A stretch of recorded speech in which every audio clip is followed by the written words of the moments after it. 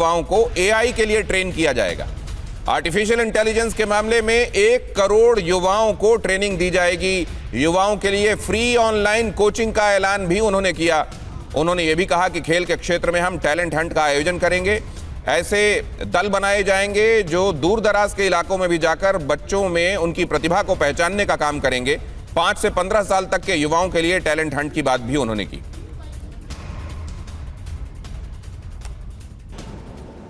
हमने पिछले दिनों एआई इंपैक्ट समिट किया था। एआई का विस्तार बहुत तेजी से बढ़ रहा है।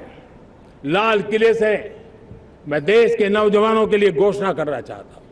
हमने तय किया है कि आने वाले 1 वर्ष में 1 करोड़ युवाओं को एआई स्किल के लिए ट्रेनिंग देने का हम काम करेंगे, ताकि हमारा देश का नौजवान एआई की दुनिया में भी नेतृत्व करने का सामर्थ्य हमारे मध्यम वर्गीय परिवारों के सामने एक बहुत बड़ा बोझ बन चुका है।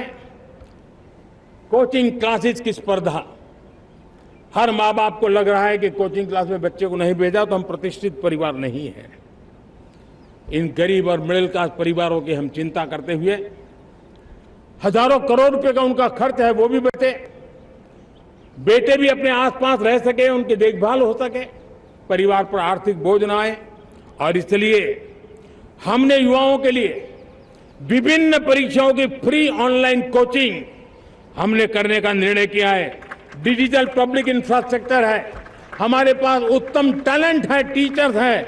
उन संसाधनों को जोड़ करके हम देश के नौजवानों को फ्री कोचिंग देने का एक पूरा नेटवर्क हम खड़ा करने वाले हैं। हम टैलेंट हंट का एक अभियान भी चलाना चाहते हैं। हमें अगर 2036 के लिए खिलाड़ी चाहिए तो आज जो 5 साल, 10 साल, 15 साल की उम्र के नौजवान हैं, बेटे हैं, उनके तरफ ध्यान देना होगा, उन बेटियों पर ध्यान देना होगा। और इसलिए 5 से 15 उम्र के बच्चों में खेल प्रतिभा ढूंढने के लिए गांव-गांव, शहर-शहर, स्कूल-स्कूल एक टैलेंट हंट का अभियान चलाया जाएगा। बच्चों की प्रतिभा को देखा जाएगा और फिर उनको स्पेशल ट्रेनिंग दे करके देश के लिए खेलने वाले अच्छे खिलाड़ी बनाए जाएंगे। तो बहुत सारी बातें ऐसी जिन पर हम आज अपने मेहमानों के साथ डिस्कशन करेंगे। महत्वपूर्ण बातों में कोचिंग भी है, फ्री कोचिंग युवाओं के लिए। खेल के मामले में खेलेंगे तो खिलेंगे का नारा भी है। नक्सली तो खत्म हुए, वैचारिक नक्सली लेकिन हैं, उनसे कैसे निपटना है देश को ये भी देखना है। ये जो दिमागी नक्सली हैं, हथियारी नक्सलियों से ज़्यादा खतरनाक हैं।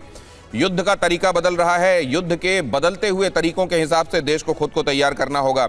सिर्फ सिविल डिफेंस के मामले में युवाओं की भागीदारी, एनसीसी को लेकर जोर, नारी शक्ति वंदन के संदर्भ में ये कहना कि आज तक राजनीति आड़े आती रही, लेकिन अब मैं आज तिरंगे के नीचे खड़े होकर तमाम राजनीतिक दलों से आह्वान करता हूं कि नारियों की उपस्थिति देश के संसद में, विधानसभाओं में 33% हम इंश्योर कर सकें। इसके लिए सब कोई साथ में आए। युवाओं से आह्वान की जनगणना में मदद करें डिजिटली, क्योंकि वो टेक्नोलॉजी जानते हैं। तो पहले एक कागज़ में अपने घर के संदर्भ में जो भी डिटेल हैं उनको रख लें प्रोफार्मा के हिसाब से और उसको फिर टेक्नोलॉजिकली, डिजिटली अपडेट कर दें। बाद में कोई आएगा सरकार की तरफ से जो उसको फाइनली चेक कर लेगा, लेकिन इतना कर दिया जाना बहुत बड़ी मदद हो जाएगी। मैं अवधेश जी के पास भी जाता हूं। अवधेश जी, आपकी निगाह में सबसे ऊपर जो रिकॉल है, जिस बात का अभी दिमाग में आपके सबसे ऊपर जिस बात की रिकॉल है, जो प्रधानमंत्री ने आज प्राचीर से देश को संबोधित करते हुए कहा, क्या है वो बात? नहीं, इसमें सबसे बड़ी बात यह है कि जो कुछ देश में पिछले कुछ समय से एक नकारात्मक वातावरण था, उससे देश के सभी वर्ग को, केवल जेएनजी नहीं, देश के किसानों को, देश के शिक्षकों को, देश के सैनिकों को, हर क्षेत्र से वैज्ञानिकों को, महिलाओं को, पुरुषों को, बुजुर्गों को, उनसे निकाल के एक आत्मविश्वास पैदा करना कि अगर हमने 2047 तक भारत को विकसित भारत का लक्ष्य रखा है तो प्राप्त करना ही है।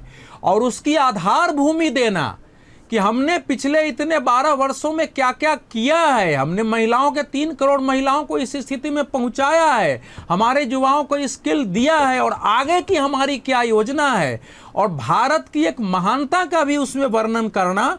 और प्रधानमंत्री नरेंद्र मोदी का की एक विशेषता है अभी तक के भाषणों में कि जो भारतीय संस्कृति सभ्यता से निकले हुए शब्द हैं उनको आज के संदर्भ में देश को खड़ा करने के लिए आपने स्वयं चर्चा की है।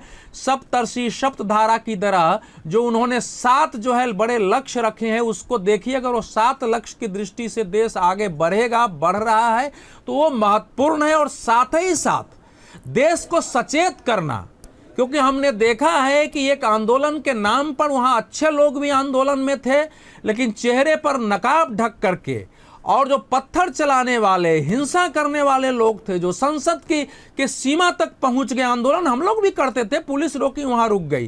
तो ये जो शक्तियां हैं मानसिक रूप से नक्सली और माओवादी, उनसे निपटने के लिए खड़ा है। ये देश में भी है, देश के बाहर भी है।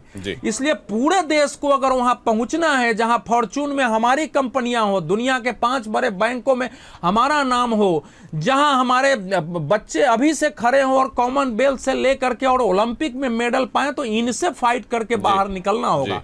तो प्रधानमंत्री का एक समग्र भाषण था, उसमें आत्मविश्वास था, उसकी एक तार्किक आधार भूमि थी कि देश ठोस धरातल पर खड़ा है। अनेक हमलों, अनेक षड्यंत्रों के बावजूद हम सफल हो रहे हैं। अब हमारा देश फ्रेजाइल